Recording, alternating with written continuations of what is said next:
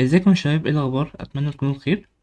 ان شاء الله النهارده هنتكلم على الكلاينت ريليشن شيبس، واول حاجه هناخدها هي 1 to 1 ريليشن شيب، علاقه بين جدول وجدول تاني. بس الفكره بقى هنا ان احنا مش هنتعامل مع الجداول بس، احنا هنتعامل كمان مع المودلز. فدي ابسط حاجه ممكن اصلا نعملها هي 1 to 1. تعال نشوف مثال عليها. بص يا سيدي، اليوزر ممكن يكون ليه اكتر من كومنت، ممكن يكون ليه اكتر من بوست، اكتر من برودكت، ولكن لا يمكن ان هو يكون ليه اكتر من بروفايل على نفس السيستم. وكذلك البروفايل لا يمكن ان هو ينتمي لاكتر من يوزر.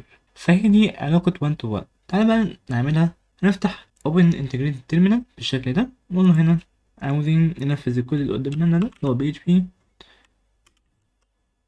artisan make model. وهنا هنعمل البروفايل، زائد كمان هنعمل migration file وكنترولر. عشان كده كاتب ايه MC. تك انتر كده، هتلاقي ان هو عمل لي البروفايل مايجريشن كنترولر. نروح بقى على الابلكيشن، نروح على الداتابيس مايجريشنز، بعد كده نروح على الكريت بروفايل تيبل. احنا هنا ممكن نضيف ايه في البروفايل؟ ممكن نضيف مثلا string، وليكن فيلد اللي اسمه بايو. ممكن نضيف كمان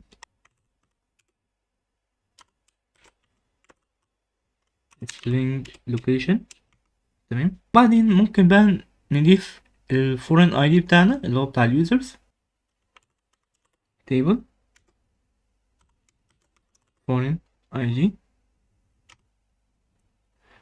واللي هو بيتكون من يوزر اي دي وكونستريند وان ديليت كاسكاد. جميل جدا. احنا كده خلصنا التيبل. تعالى بقى نعمل migration php او listen migrate. جميل جدا. تعالى بقى نروح على الاب مودلز بروفايل. هنا اول حاجه هنعملها هو اننا نعرف الفيلابل عادي جدا، بس خلي بالك عشان انت محتاج ان انت تدخل معاه اليوزر اي دي. وبعدين بقى هنعمل العلاقه بين البروفايل ما بين اليوزر موديل. لغايه دلوقتي لارافيل ما تعرفش ايه اللي حصل في الداتابيز. هي عرفت دلوقتي ان هو ماشي، انت ممكن عندك حاجه اسمها تيبل اسمه بروفايلز، وجوه التيبل اللي اسمه بروفايلز حاجه اسمها يوزر اي دي، ولكن هي لغايه دلوقتي في الكوين ما تعرفش قوي يعني استخدمه ازاي. فاهمني؟ انت ممكن تشتغل بيه ك SQL queries جوه الكنترولر، ولكن الافضل بقى ان انت تستخدم الحته اللي انا هقول لك عليها دي. اول حاجه تكتب public، بعد كده function، بعد كده تقول له انا عاوز بقى اعرف لك هنا اليوزر بالنسبه لك هو ايه. فانت بتنتمي يا بروفايل، انت بتنتمي لليوزر. فانا هنا هكتبه ايه؟ هكتب له belongs to، واعمل له return ل this belongs to user class، واتاكد طبعا ان هو عمل لي use للكلاينت relations و belongs to. هنا برضو اروح على user.php عشان اخلي العلاقه دي two way، ان انا لو استدعيت اليوزر اقدر ان انا اجيب منه البروفايل، لو استدعيت البروفايل اقدر ان انا اجيب منه اليوزر، وهكذا. فهنا هقول له public function، بعد كده نقول له هنا profile has one، بيحتوي على واحد بس من البروفايل كلاس. جميل جدا. احنا كده عرفنا لليوزر ان انت بتحتوي على بروفايل واحد. بالنسبة للبروفايل انت بتتبع ليوزر واحد. وفي الاخر انت هنا بتروح على كنترولرز، بعد كده تروح مثلا على بروفايل كنترولر. هنا بقى هتقول له مثلا عاوز اعمل اندكس كيوزج بسيط جدا. تمام.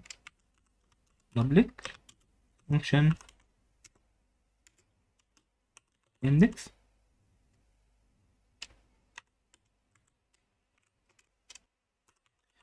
هنا انا عاوز اعرف يوزر، واليوزر ده هيكون بيستدعي اليوزر موديل. تمام. هنا هقول له كلمة واحدة بس with profile. وطبعا عشان انا مش ناوي ان انا استخدم الاوس دلوقتي، احنا هقول له والله جيب لي اول يوزر، لان هو ده انا هحط له الداتا، واعمل استدعاء كده لليوزر موديل. يبقى انا عملت ايه دلوقتي؟ انا استدعيت اليوزر موديل بس استدعيت كمان معاه البروفايل داتا. فتخيل كده، انا بدل ما اكتب اتنين كويريز هنا، لا انا كتبت كويري واحدة بتستخدم اليوزر، وازاي بقى تجيب البروفايل داتا عن طريق ان انت تقول له ايه، والله بروفايل انا بس عاوز الاتريبيوت اللي عندك اسمه بروفايل. فالموضوع سهل جدا صح؟ بدل ما انا اعمل هنا اتنين كويري وهنا اقول له مثلا ايه، كان ممكن في الاول خالص اقول له هنا بص انا نازل ده خط تحت وانا اقول له يوزر فاين وان مثلا، بعدين لو هو موجود اوريدي اعمل لي بقى ايه، جيب لي بروفايل. فهيساوي مثلا البروفايل، تمام. بعد كده هقول له هنا ايه وير يوزر اي دي يساوي يوزر اي دي فيرست. بعد كده جيب لي هنا اليوزر والبروفايل. طبعا هنا الموضوع كارثي صح، عملت اتنين سelection على الفاضي، ولكن عشان اخليها سامبل في نفس الوقت تبقى حاجه اسمها eager loading، ودي متسالكش كتير معايا في البرفورمانس، استخدم اللي هو with. حتى هنا يقول لك ايه eager load the profile relationship, this will load the user with their profile in a single query. حلو الكلام ده. بعد كده هنا اروح اقول له php artisan tinker، تمام، عشان دلوقتي ما عنديش اي داتا موجوده في اليوزرز بروفايل صح. فهضطر ان انا اعمل ايه، ادخله اليوزر. فانا مثلا ممكن اقول له هات الاب بروفايل دي. بعد كده هنا اقول له ايه create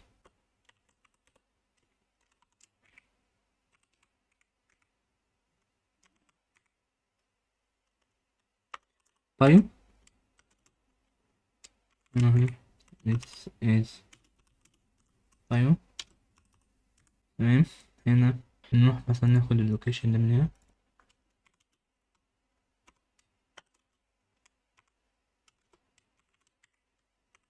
this is location.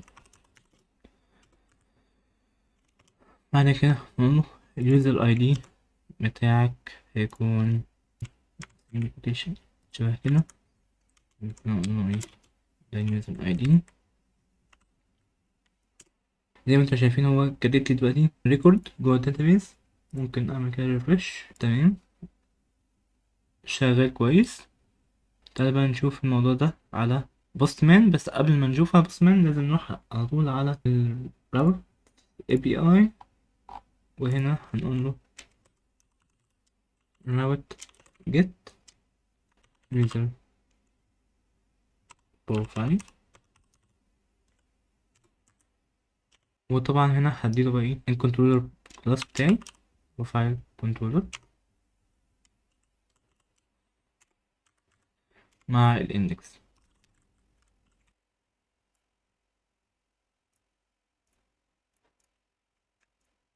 هعمل جيت اقول له هنا يوزر بروفايل. بس في الأول خالص قلنا هنا PHP artisan serve.